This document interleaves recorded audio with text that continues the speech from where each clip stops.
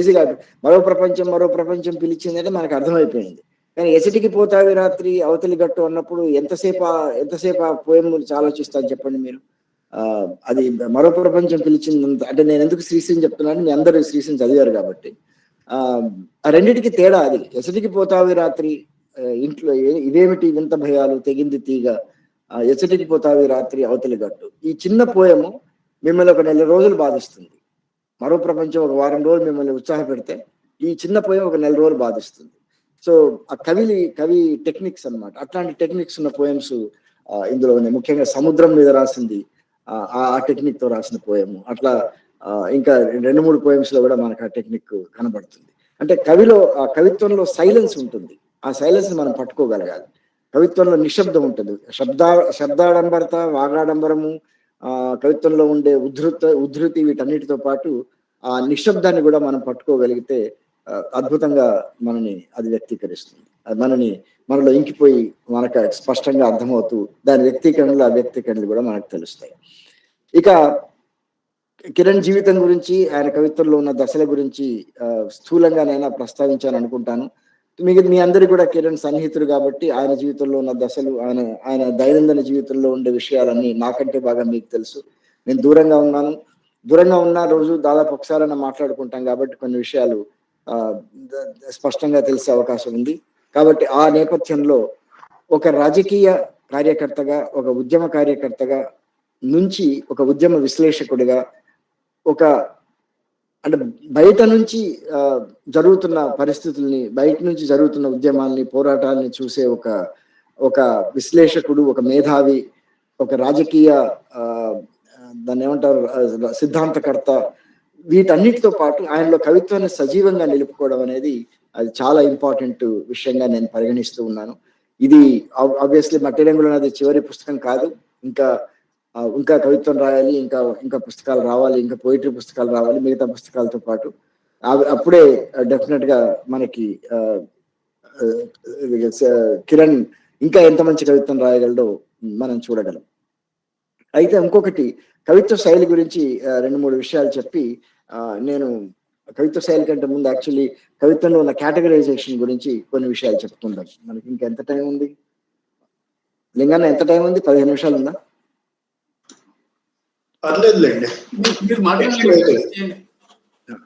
అంటే ఎక్కువసేపు తీసుకోవడం కాకుండా మిగతా, ఎందుకంటే కవి సమ్మేళనం కూడా అనుకున్నారు కదా, అది కూడా ఉండాలి. అయితే కిరణ్ మొత్తం మట్టి రంగుల నదిలో మీకు పోయిటరీకి సంబంధించిన కేటగరైజేషన్ చాలా స్పష్టంగా కనబడుతుంది.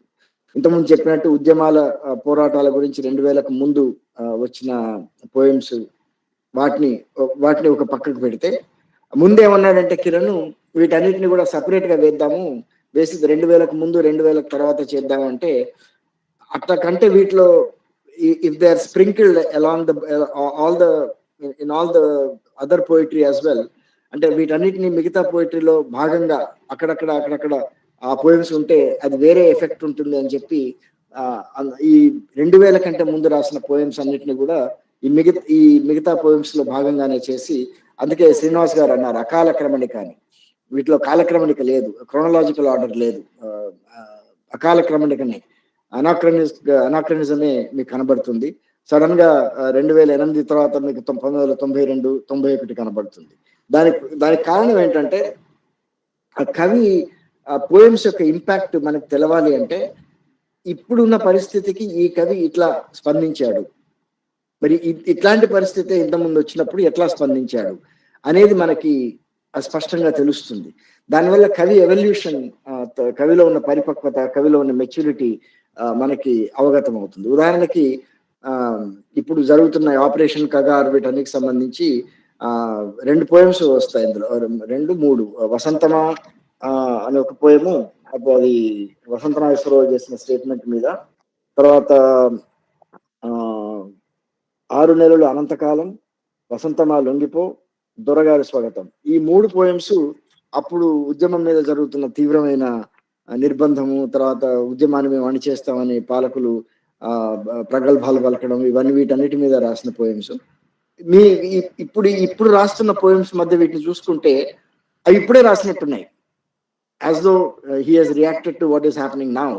ఇప్పుడు జరుగుతున్న సంఘటనల మీదనే ఆ పోయమ్స్ రాసినట్టు మనకి ఆ ఫీలింగ్ మనకొస్తుంది. ఆ ఇంటెన్సిటీ మనకు అందుతుంది. అది మంచి ఎఫెక్ట్ కలుగజేస్తుందని నేను అనుకుంటూ ఉన్నాను. ఎందుకంటే ఆహ్, ఆ కాలక్రమణిక పాటించకపోవడం వల్ల కాలానుగతంగా కిరణ్‌లో వచ్చిన పరిపక్వత, కిరణ్ కవిత్వంలో వచ్చిన పరిపక్వతని అకాల క్రమణికలో చూడడం వల్ల మనకు వచ్చిన ఇంపాక్ట్ అది చాలా డిఫరెంట్‌గా ఉంటుంది. చాలా భిన్నంగా ఉంటుంది. అది మనని ఒక రోలర్ కోస్టర్ మీద తీసుకెళ్తుంది. ఒక కెరటాల మీద, ఒక వేవ్స్ మీద. ఆ ప్రయాణం నాకు చాలా నచ్చింది. ముఖ్యంగా ఆ వేవ్ మీద మనం రైడ్ అయ్యే పద్ధతి పోయెట్రీలో. మళ్ళీ వెనక్కెళ్తాం. మళ్ళీ వెనక్కెళ్ళి అరే! భాతృహత్యల గురించి మాట్లాడుతున్నాడు అని మళ్ళీ ఇక్కడికొచ్చి 'వసంతమా లొంగిపో' లేపోతే 'ఆరు నెలలు అనంతకాలం' లాంటి పోయెమ్స్ వచ్చినాయి. మళ్ళా లాస్ట్‌కి 'మినుగురులు' వచ్చింది. కాబట్టి ఈ ప్రయాణంలో ఉండే ఈ వేవ్స్ మనకి స్పష్టంగా రావడానికి అకాల క్రమణిక చాలా ఉపయోగపడిందని నేను అనుకుంటున్నాను. తర్వాత కిరణ్‌లో ఆబ్వియస్‌లీ మనందరం ఉద్యమాల్లో పనిచేసిన వాళ్ళం. ఆహ్, ఉద్యమ జీవితంలో అనేక మందిని పోగొట్టుకున్నాం. ఆహ్, ఎన్‌కౌంటర్‌లు గావచ్చు, అనారోగ్యాలు గావచ్చు, అడవుల్లో మిగతా కారణాల వల్ల అమరులైన వాళ్ళు గావచ్చు, ఉద్యమ జీవితంలో ఉండి, అజ్ఞాతంలో ఉండి చనిపోయిన వాళ్ళు గావచ్చు, అనేక మందిని పోగొట్టుకున్నాం. సో, వ్యక్తిగతంగా వాళ్ళతో ఉన్న సాన్నిహిత్యం గావచ్చు, ఉద్యమ రీత్యా వచ్చిన వాళ్ళతో ఉన్న సాన్నిహిత్యం గావచ్చు, వీటన్నిటితోటి దాదాపు ప్రతి కవి అంటే మా జనరేషన్‌లో ఉన్న ప్రతి కవి ఎలిజీలు రాశారు. నిజానికి అది ఎంతవరకు పోయిందంటే ఒకసారి వీళ్ళు ఎప్పుడు అమరులవుతారని పెన్ను పట్టుకొని ఎదురు చూస్తూ ఉంటారు. ఎవరైనా అమరులు గాని వెంటనే రాసేస్తారని అనేంత అన్యాయమైన విమర్శ వచ్చేంత వరకు పోయిందది. కానీ ఆహ్, అట్లా అని కాదు గానీ, ఇప్పుడు ఒక సన్నిహితమైన వ్యక్తి మనకు మన జీవితంలో మన తోడుంటాడు. మనతో పాటు నడుస్తూ ఉంటాడు. మనతో ప్రయాణం చేస్తూ ఉంటాడు. హఠాత్తుగా పోలీసులు ఎత్తుకుపోయి చంపేస్తారు. పోయం రాయకుండా ఎట్లా ఉండగలం? అది మనల్ని కదిలించకుండా ఎట్లా ఉంటుంది? కన్నీళ్లు రాకుండా ఎట్లా ఉంటాయి? అంటే మాకు ముఖ్యంగా మా నలుగురికి మేము కలిసి ఉద్యమ ఉ కాలేజీ నుంచి, ఉద్యమంలోంచి అట్లా ప్రయాణం చేసిన వాళ్ళం కాబట్టి, అట్లాంటి సందర్భాలు అనేకం మాకు కనబడతాయి మా జీవితంలో. కాబట్టి వాటన్నిటి మీద పోయెమ్స్ రాయడం అనేది చాలా సహజం.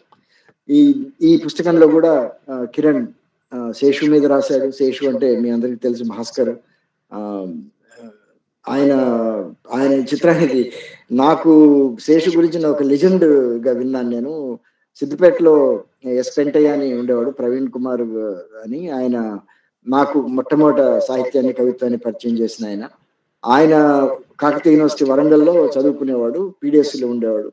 అప్పుడు ఆయన మా దగ్గర 'శేషు' అని ఉన్నాడు. అసలు అన్నీ చాలా లెజెండరీగా చెప్పాడు ఆయన గురించి.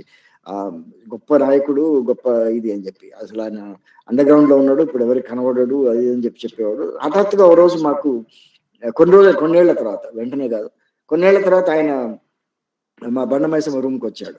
వచ్చి ఈయన ఫలానా అని పరిచయం చేయగానే నాకసలు బాగా దాన్నేమంటారు బాగా ఉద్వేగానికి ఫీలయ్యాను. ఓహ్! ఈయననేనా శేషు అంటే ఒకప్పుడు పెంటయ్య చెప్పిన శేషు ఈయనేనా? ఒకప్పుడు కాకతీయ యూనివర్సిటీలో వరంగల్‌లో ఉద్యమాలు నడిపిన అతను ఈయననేనా అని చెప్పి. తర్వాత కూడా చాలా ఇన్‌స్పైరింగ్‌గా ఉండేవాడు. అతని మీద చాలా మంచి పోయెము. తర్వాత మల్లారెడ్డి అన్న మీద మంచి పోయెము. ఇంకా చాలా మంచి పోయెమ్స్ తను కోల్పోయిన వాళ్ళ మీద. వ్యక్తిగతంగా కూడా వాళ్ళ అమ్మగారి మీద రాసిన పోయెము చాలా గొప్ప పోయెం. 'విస్మృతి' అని. జ్ఞాపకాలు పోగొట్టుకోవడం ఎంత కష్టం. మనం బ్రతికేదే మన జ్ఞాపకాల మీద. మనం బ్రతికేదే మన నాస్టాల్జియా మీద. ఇప్పుడు మొన్న ఎవరో మామూలుగా ఎవరైనా చనిపోతే ఆత్మలు లేపోతే వాళ్ళకేంటి అన్ని రకాల కర్మలు చేయడం, ఇవన్నీ చేయడం అవన్నీ ఆత్మ సంతృప్తి కోసమో లేకపోతే వాళ్ళని ఇది చేయడానికి కోసమో అంటారు కదా! నా ఉద్దేశంలో వాళ్ళని వాళ్ళ జ్ఞాపకాలను గుర్తు తెచ్చుకోవడం. అది సెలబ్రేషన్. వాళ్ళ లైఫ్‌ని ఏదో రకంగా సెలబ్రేట్ చేసుకోవడం. వాళ్ళ లైఫ్‌లో సాధించిన విజయాల్ని సెలబ్రేట్ చేసుకుంటూ, వాళ్ళ జ్ఞాపకాలను గుర్తు తెచ్చుకుంటూ, వాళ్ళు లేనితనాన్ని మనం మనం గుర్తు తెచ్చుకొని ఉద్వేగపడడం. ఇది గదా ఒక మనిషికి మనం ఇచ్చే నివాళి. మనం ఇచ్చే సరైన దాన్నేమంటారు సరైన నివాళి, సరైన ప్రేమ, సరైన గౌరవం. అయితే వాళ్ళ అమ్మగారికి డెమెన్షియా వచ్చింది. జ్ఞాపకాలు పోవడం, జ్ఞాపకాలు క్రమక్రమంగా మాయమవ్వడం. అది ఎంత దుర్భరమైన పరిస్థితో అనుభవిస్తే గాని తెలియదు.